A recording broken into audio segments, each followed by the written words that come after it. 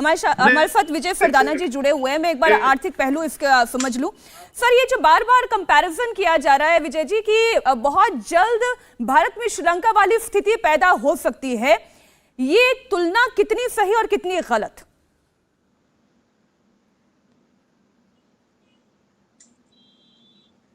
Sir, आपकी audio शायद आपने म्यूट कर रखी है, एक बार उसे अनम्यूट कर दें।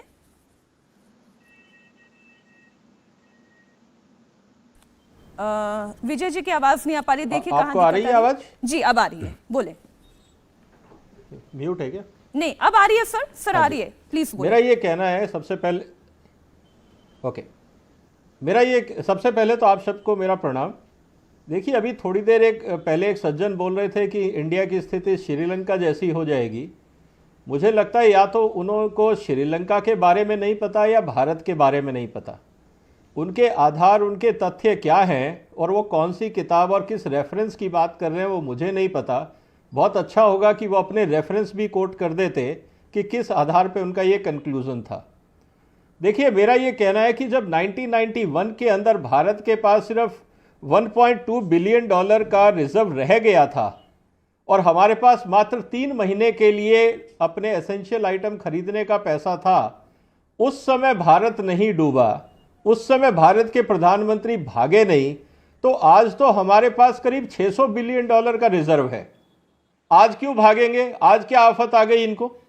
तो कहने का मतलब है कि जो लोग पढ़ते लिखते नहीं हैं, इकोनॉमी को समझते नहीं हैं, वो आके देश की जनता को मिसलीड करने की अगर कोशिश करते हैं, तो मेरा उनसे निवेदन है कि जरा तथ्यों पे बात करें, डेटा पे बात करें कि 91 में अगर भारत के प्रधानमंत्री नहीं भागे जब देश में फॉरेन रिजर्व नहीं बचा था, आज क्यों भागेंगे? पहली बात। रही बात दूसरी डिवैल्यूएशन की, डॉलर की।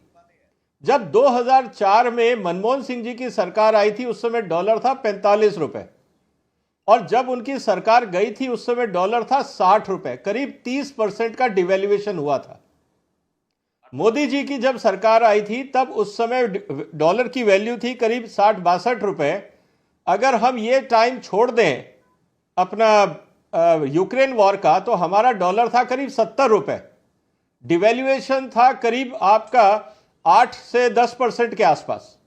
तो कहने का मतलब यह है कि अगर आपकी देश का एक्सपोर्ट बढ़ रहा है, इकोनॉमी बढ़ रही है, फॉरेन रिजर्व आपका आ रहा है, आपके यहां पे इंडस्ट्रियलाइजेशन हो रहा है, आपके यहां से एक्सपोर्ट बढ़ रहा है, टेक्नोलॉजी इन्वेस्टमेंट है, इंफ्रास्ट्रक्चर इंप्रूवमेंट है, आपने डाटा कोविड को आपने झेला, उसके बाद भी आपका फॉरेन रिजर्व बना रहा।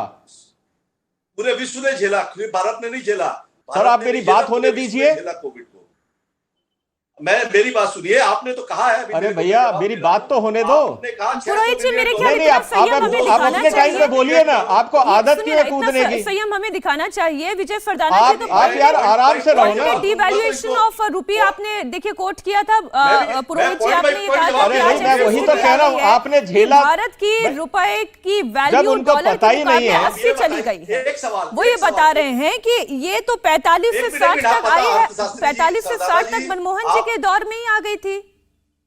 45 से 58, पहले 58। मेरे को ये इनको समझाने दीजिए कि देखिए, अगर कोविड भी आया, अरे भाई नहीं, मैं बता रहा हूं। नहीं, आप पहले डाटा सही करिए। मैडम, इनको जरा शांत कराएं। 60 मत बोलिए भैया, ये पार्लियामेंट नहीं है यार, ये पार्लियामेंट नहीं है, संजीदा डिस्कशन हो रहा है। अपनी बात पूरी कर लें। इनका शोर बंद कराइए। नहीं, आप अपनी बात पूरी कर लीजिए विजय जी, वो सब सुन रहे हैं। मैं बिल्कुल सही दे रहा हूं, आप जाके चेक कर लो यार, आप जाके चेक कर लो, आप चेक कर लो ना। मैं तो खुली किताब बोल रहा हूं। रेफरेंस है, आरबीआई का डॉक्यूमेंट निकाल लो। आपको रेफरेंस चाहिए, आरबीआई का डॉक्यूमेंट निकाल लो। मैं आपकी तरह स्टोरी टेलिंग नहीं करता हूं, मैं फैक्ट्स पे बात करता हूं। मेरा यह कहना है कि इन भाई साहब को यह कहना है,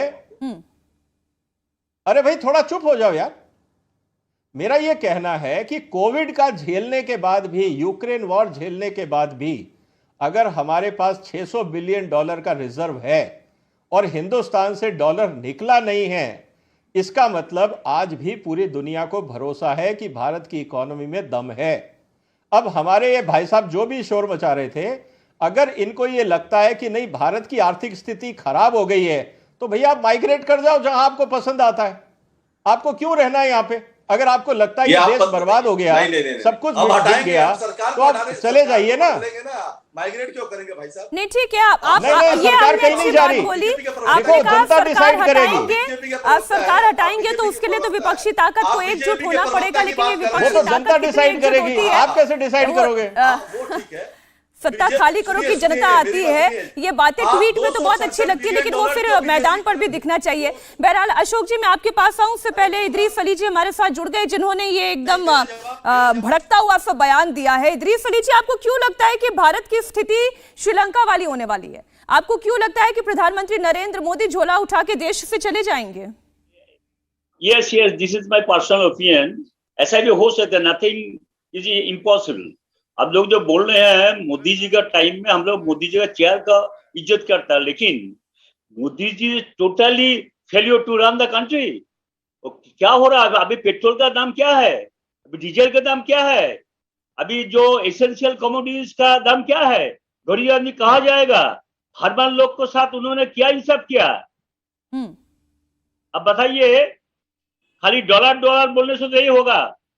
अभी क्या सिचुएशन क्या गरीब? आपके यहाँ पे agriculture is state subject, agriculture is a state subject. सुनिए, हम नहीं बोला, आप अपने राज्य में सुनिए, हम नहीं बोला खाली राज्य में आलू प्याज उगाइए, किसने मना किया है? ठीक है इदरीस जी, बात पूरी कर लें।